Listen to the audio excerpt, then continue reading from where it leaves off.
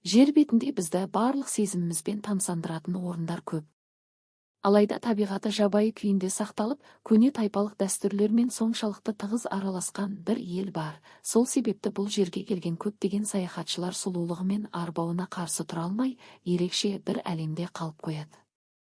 Бүгін сіздермен бірге планетадағы ең белгісіз, ең жабайы әрі ең таңғаларлық елдердің бірі Замбиямен жақынырақ танысамыз.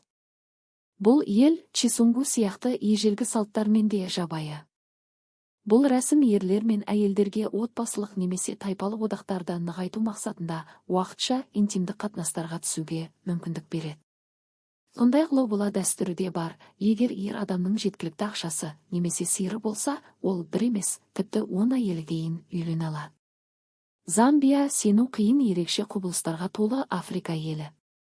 Мысалы, 100 метрден астам терең шатқалдың дәл жиегінде орналасқан табиғи бассейн бар. Оны шайтан бассейні деп атайды. Жыл сайын мыңдаған турист дәл осы жерде ең қауіпті сурет немесе бейне түсіру үшін өмірін қатерге тігеді. Сонымен қатар бұл елде тарихтағы ең оғаш ғарыш бағдарламаларының бірі болған. 2 мысық пен 1 миссионерді ертіп, жас қызды Марсқа жібергісі келген.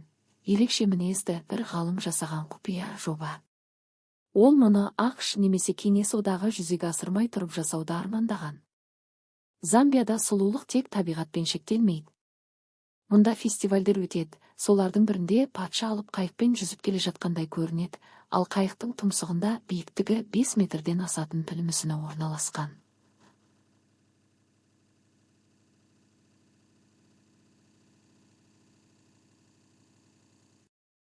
Елдің кейбір аймақтарында термит илеулері ғимараттармен тең дәрежеде биік болып келеді. Сондықтан назар аударыңыз және бұл бейнені соңына дейін көріңіз, өйткені Замбия сізді ойлағаныңыздан әлдеқайда қатты таңғалдырады. Бастайық.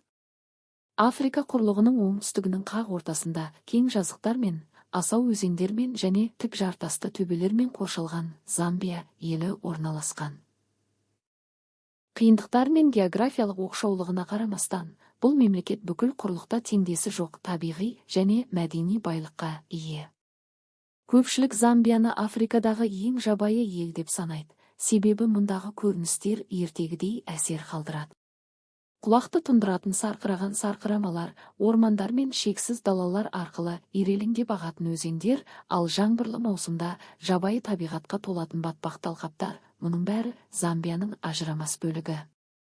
Бұл елде әлемдегі ең ірі пілдер еркін жайылады, арыстандар таң шапағында аңдып жүреді, ал бегемоттар судан көтеріліп шығып, табиғаттың бұл жерде абсолютті билік жүргізетінін еске салады.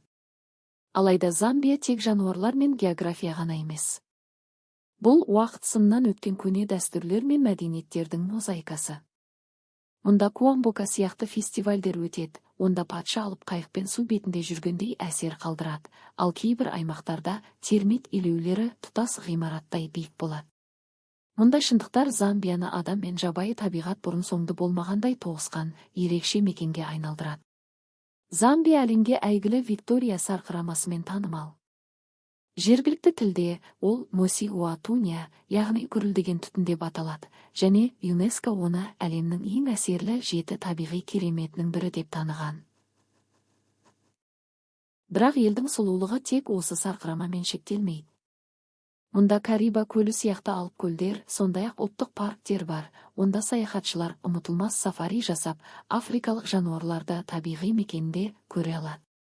Бұл жануарлардың қатарында үлкен бестік деп аталатын арыстан, піл, африкалық буйвол, леопард және мүйізтұмсық бар. Сондай-ақ африкалық жабайы ит секілді сирек кездесетін түрлер де бар. Замбия ұлттық парктерінің жақсы басқарылуы, кәсіби гидтер мен қатаң экологиялық ережелердің арқасында Африкадағы ең қауіпсіз сафари бағыттарының бірі саналады. Сонымен қатар бұл ел ең арзан туристік бағыттардың бірі, сондықтан саяхатшылар қауіпсіздік пен сападан айырылмай ерекше әсер ала алады. Замбия Зимбабвемен оңтүстігінде, Мозамбикпен шығысында, Танзания мен Малавимен солтүстік шығысында, Конго Демократиялық Республикасымен солтүстігінде, Анголамен батысында және Намибиямен оңтүстік батысында шектеседі. Мұндай орналасуы оны Африка мәдениеттерінің тоғысқан нүктесіне айналдырады. Бұл жерде кейбір тайпалар әлі күнге дейін сирек кездесетін әрі кейде даулы болып көрінетін ежелгі салттарды сақтап келеді. Аумағы шамамен 752,000 шаршы шақырымды құрайтын Замбия Парагвайдан 2 есе үлкен, ал Испания мен шамалас немесе Венесуэладан сәл кіші. Халқы шамамен 19 миллион адам болғандықтан тұрғындар тығыздығы төмен. Бұл қалалар мен ауылдардың кең дамуына, табиғаттың жақсы сақталуына және үлкен аумақтардың адам қолы тимеген күйінде қалуына мүмкіндік береді.